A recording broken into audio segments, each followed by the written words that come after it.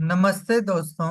मेरा नाम संजय है और आज हम कक्षा 11 के रसायन विज्ञान का अध्याय नंबर 9 जो कि है हाइड्रोकार्बन पार्ट 20 के विषय में अध्ययन करेंगे।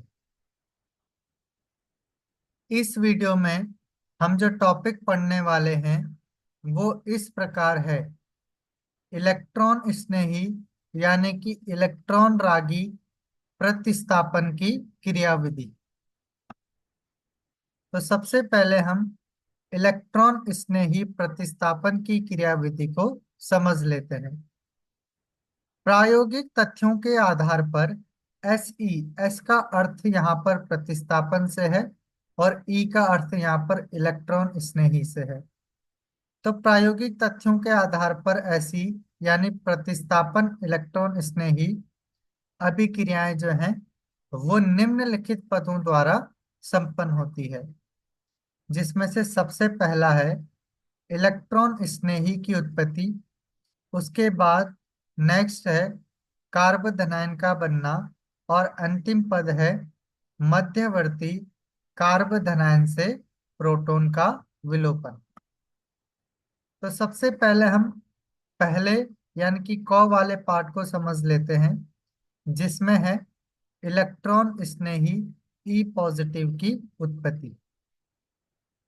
तो बेंजीन के क्लोरीनन, एल्किलन तथा एसिलन में निर्जल AlCl3 जो लुईस अम्ल है आक्रमणकारी अभिकर्मक के साथ संयुक्त होकर क्रमशः Cl धनायन, R धनायन, Rc धनायन O यानी कि एसिलियम आयन देता है।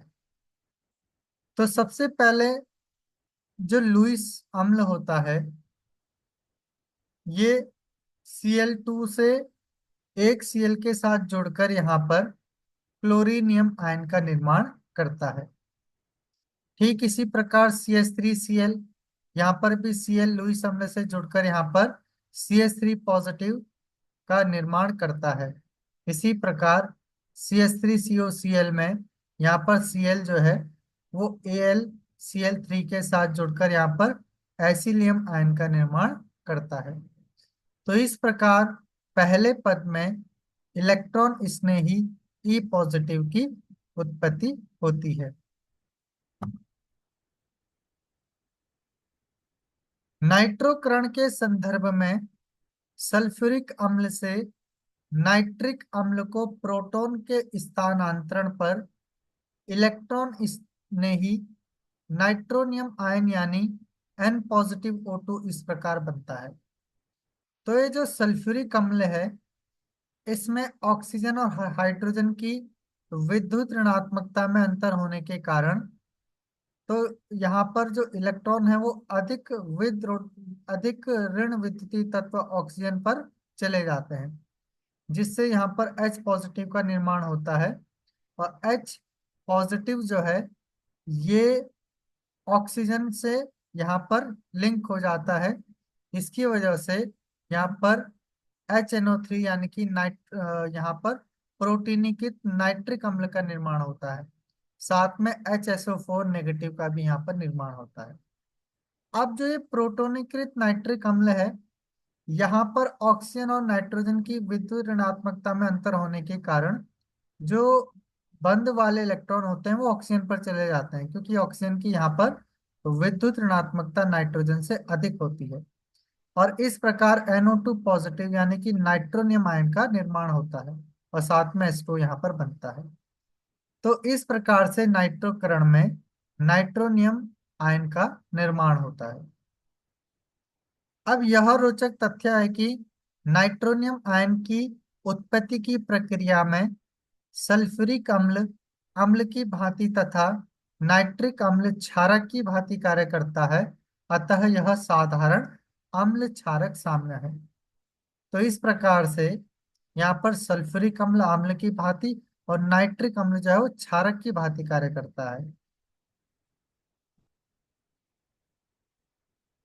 नेक्स्ट स्टेप है जिसमें नेक्स्ट पद में कार्बोधनायन यानी एरिनोनियम आयन का बनना। तो इलेक्ट्रॉन स्नेही के आक्रमण से सिग्मा संकर या एरिनोनियम आयन बनता है, जिसमें एक कार्बन sp3 संकरित अवस्था में होता है। तो जब बेंजीन जो है वो इलेक्ट्रॉन स्नेही, तो बेंजीन पर जब इलेक्ट्रॉन स्नेही आक्रमण करता है तो इलेक्ट्रॉन स्नेही इस कार्बन से जुड़ जाता है, और इस कार्बन से जुड़ने के कारण यहाँ पर द्विआबंध जो है वो खत्म हो जाता है। इसी कारण इलेक्ट्रॉन स्नेही जिस कार्बन से जुड़ता है वह sp3 संकरित कार्बन होता है, और इस प्रकार से सिग्मा संकुल एरेनियम आयन का निर्माण हो जाता है। एरेनोनियम आयन का यहाँ पर निर्माण हो जाता है। एरेनोनियम आयन जो है वो निम्नलिखित प्रकार से अनुनाद द्वारा स्थायित्व प्राप्त करते हैं। तो यहाँ पर जो है एरिनोनियम आयन जो है वो यहाँ पर पॉजिटिव होने की वजह से यहाँ के जो पाई इलेक्ट्रॉन होते हैं वो यहाँ जो है स्थानांतरित हो जाते हैं। अब यहाँ स्थानांतरित होने के कारण यहाँ पर द्विआबंध आ जाएगा और यहाँ पर धनायन उत्पन्न हो जाएगा, जो कि यहाँ पर इस प्रकार से प्रदर्शित किया गया है। अब इसके बाद ये पाई इलेक्ट्रॉन जो है वो फिर से इस कार्बन की तरफ जो है वो स्थानांतरित हो जाएंगे, जिसकी वजह से अब जो कार्बन धनायन है, ये जो धनायन है वो यहाँ पर शिफ्ट हो जाएगा, और इस प्रकार से अब ये इलेक्ट्रॉन जो है वो इस धनायन की ओर जो है वो प्रतिस्थापित होने लगते हैं। तो इस प्रकार से एरिनोनियम आयन जो है वो स्थायित्व को प्रदान करता है, और इन सबका संकुल संरचना जो है वो यहाँ पर इस प्रकार से प्रदर्शित करते हैं। सिग्मा संकुल या एरिनोनियम आयन के sp3 संकरित कार्बन परमाणु पर इलेक्ट्रॉन का विस्थानीकरण रुक जाता है, जिसके कारण यह एरोमेटिक गुण को खो देता है। और जब यहाँ पर sp3 होता है तो यहाँ पर इलेक्ट्रॉन का स्थानांतरण जो है वो यहाँ पर रुक जाता है, और यही कारण है कि यह एरोमेटिक गुण को यहाँ पर खो देता है। अंतिम पद है प्रोटॉन का विलोपन। एरोमेटिक गुण को पुनः स्थापित करने के लिए एस संकुल sp3 संकरित कार्बन पर AlCl3 यानी हैलोजनन, एल्किलन तथा एसिलन के संदर्भ में अथवा HSO4 नेगेटिव नाइट्रोकरण के संदर्भ में के आक्रमण द्वारा प्रोटॉन का विलोपन करता है। अब यहाँ पर जहाँ पर इलेक्ट्रॉन स्नेही जिस कार्बन से जुड़ा है, यहाँ पर जो है प्रोटॉन का विलोपन होना है। तो AlCl4 नेगेटिव जो है वो इस इलेक्ट्रॉन स्नेही कार्बन से जुड़े हुए प्रोटॉन का विलोपन करता है, और इस प्रकार से यहाँ पर जो हाइड्रोजन होता है वो एक Cl के साथ HCl, और यहाँ पर AlCl3 पृथक हो जाता है, और पुनः इलेक्ट्रॉन स्नेही जिस कार्बन से जुड़ा है वहां पर sp2 संकरित कार्बन वो पुनः हो जाता है, और इस प्रकार पूर्ण रूप से यहाँ पर इलेक्ट्रॉन का स्थानांतरण होने लगता है, और यह पुनः एरोमेटिक हो जाता है, एरोमेटिक गुण को पुनः प्राप्त कर लेता है। ठीक इसी प्रकार HSO4 नेगेटिव में जो यहाँ पर इलेक्ट्रॉन स्नेह से जुड़ा कार्बन परमाणु है, ये फिर से इलेक्ट्रॉन को विलोपित करके यहाँ पर H2SO4 बना देता है। अब यहाँ पर पुनः यहाँ पर भी इलेक्ट्रॉन का विस्थानीकरण पूर्ण रूप से होने लगता है, और यह भी एरोमेटिक गुण को पुनः प्राप्त कर लेता है। नेक्स्ट है योगज अभिक्रिया। प्रबल परिस्थितियों जैसे उच्च ताप एवं दाब पर निकिल उत्प्रेरक की उपस्थिति में बेंजीन हाइड्रोजनीकरण यानी हाइड्रोजनन के द्वारा साइक्लोहेक्सेन बनाती है।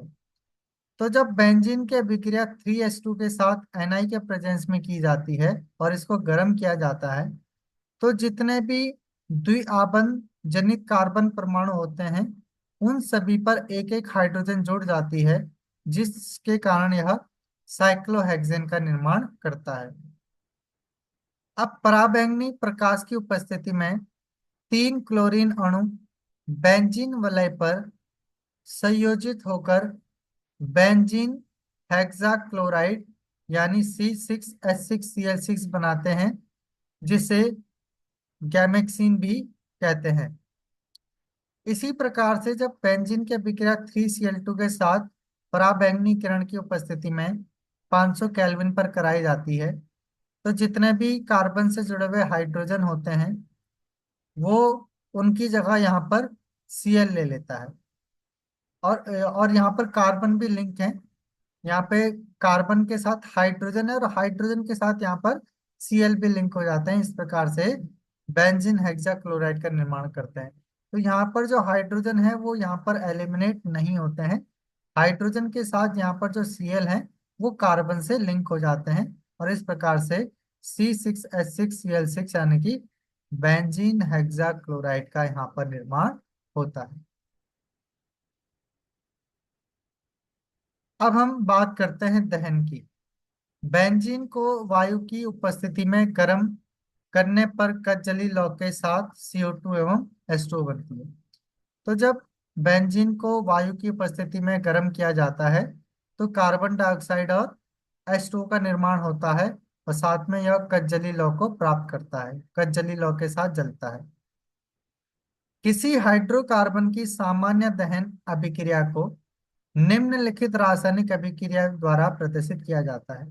तो दहन अभिक्रिया को हम जो है वो इस प्रकार से प्रदर्शित करते हैं कि CX कार्बन जो है वो X मात्रा X संख्या में रहेगा, हाइड्रोजन Y संख्या में रहेगा और X+Y/4 O2 के साथ अभिक्रिया करके X times of CO2 and Y/2 times of H2 का यहाँ पर निर्माण करता है।